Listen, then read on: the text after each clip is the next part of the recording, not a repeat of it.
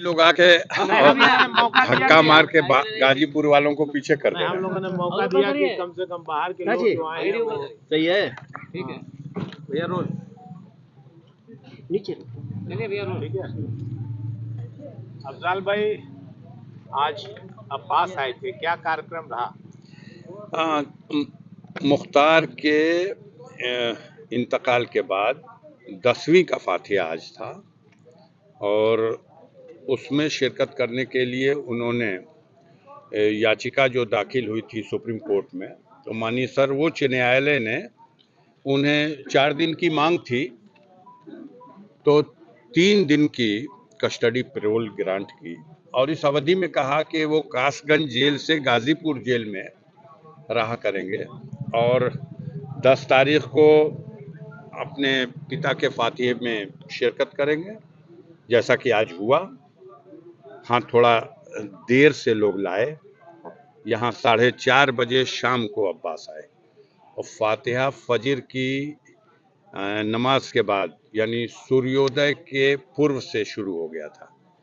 तो कहीं न कहीं माननीय सर्वोच्च न्यायालय का वो जो आदेश था उसको लागू अपनी तरह से किया इन लोगों ने कि हम जय बजे से चाहें शुरू करें। बहरहाल मगरिब बाद रोज़ा रमज़ान आज आखिरी दिन था, ईद का चांद भी दिख गया, तो अफ्तार करने के बाद आकर के यहाँ फातिहा पढ़ा गया। अब्बास ने फूलों की चादर अपने पिता और अपने दादा दादी की मज़ार पे चढ़ाई, मिट्टी डाली और कुरान की तिलावत हुई, फातिहा पढ़ा। अफ्तारी में अब्बास शामिल रहे? जी, अफ्तारी में अब्बास हाँ शामिल रहे? हाँ, अफ्तारी तो वहीं घर पे। दरअसल ये लोग कल ही हमसे मिले थे जब जैसे ही ऑर्डर हुआ। हमने कहा कैसे होगा कि आपको सहूलत होगी, कहे कि परिजनों तक, नातेदार रिश्तेदारों तक सीमित कर दीजिए।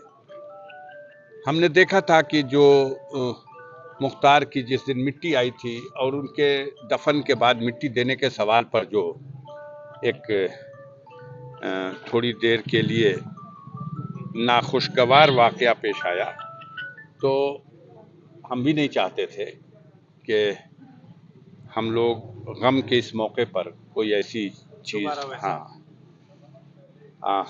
अब जैसे कहिए तो जैसे उन्होंने बताया, पहले उन्होंने एक पत्र दिया एसपी साहब का और उस पत्र पर ही कहा उन्होंने जो कार्यक्रम है लिख दीजिए। मैंने आज की तिथि का और कल 11 तारीख ईद का दिन है, पूरे देश में ईद मनाई जा रही है। हमारे घर में ईद खुशी के पर्व के रूप में नहीं मनाई जाएगी, लेकिन मुख्तार अब जिंदा नहीं रहे तो उनके न रहने में, दुनिया में वो नहीं है, तो उनके न रहने की ये पहली ईद होगी।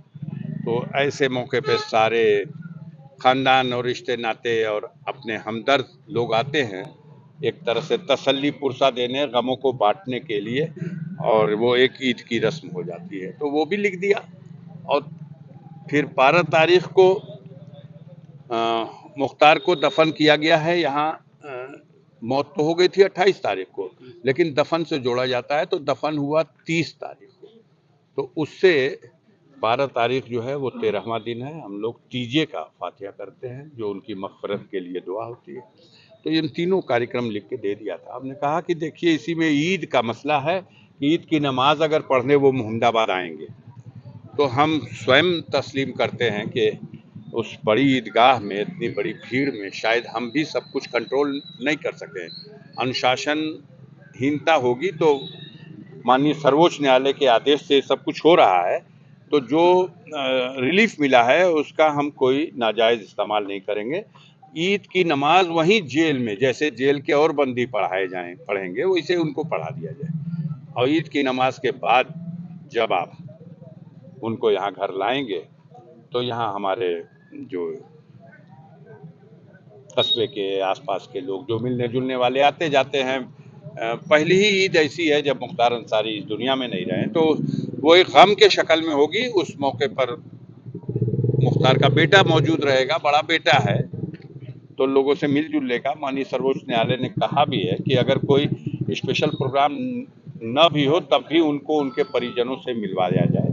तो हम लोग उम्मीद रखते हैं कि वो उम्मीद पे तो दुनिया कायम है। अगर उम्मीद सुप्रीम कोर्ट के आदेश को भी ट्विस्ट किया जाएगा तो हम उम्मीद रखते हैं नहीं करेंगे लोग, अगर करेंगे लोग तो हम लोग फिर सुप्रीम कोर्ट जाएंगे। सर एक पॉलिटिकल सवाल पूछना है। भाजपा ने आज आपके खिलाफ एक प्रत्याशी उतार दिया, पारसनाथ राय। हमारे ही खिलाफ क्यों भैया? भारतीय जनता पार्टी मतलब ने अभी गाजीपुर आप से ही लोकसभा का जी आप ही एक घोषित कैंडिडेट है, हो। आप ही घोषित है इस वक्त, तो इसलिए कहा। तो भारतीय जनता पार्टी ने एक प्रत्याशी दे दिया। उनको जानते पहचानते हैं, कैसी लड़ाई मानते हैं? अब हमने कई अभी देख रहे थे झा साहब को, तो कहे हमें फोन करके पूछना पड़ा कि ये कौन है। फिर आप ही में से कोई सज्जन उनको इंटरव्यू कर रहे थे और उन्होंने पूछ लिया कि आप टिकट मांगने वालों में थे। तो बड़े ईमानदारी से उन्होंने कहा कि मैंने टिकट न मांगा था, न मैं उस कतार में था। तो ये तो दरिया दिली है देने वालों की। उन्होंने, उस पार्टी ने, उस संगठन की दरिया दिली है। और आप सब जानते हैं कि चमत्कार होता है बीजेपी में। एक चमत्कार इसी तरह से एक बार दरिया दिली दिखाई गई थी 2009 के चुनाव में, फिर एक बार दरिया दिली दिखाई गई है। बाकी गाजीपुर की जनता की अदालत में फैसला होना है। हमको पहले से डिक्लेयर किया गया था। अब ये 13वीं वाला भी जो तीजे का फातिहा हो जाता है तो उसके बाद फिर हम हाजिर रहेंगे गाजीपुर जनता के अदालत में। और बाकी आप लोग भी हैं, कैंडिडेट अच्छे हैं और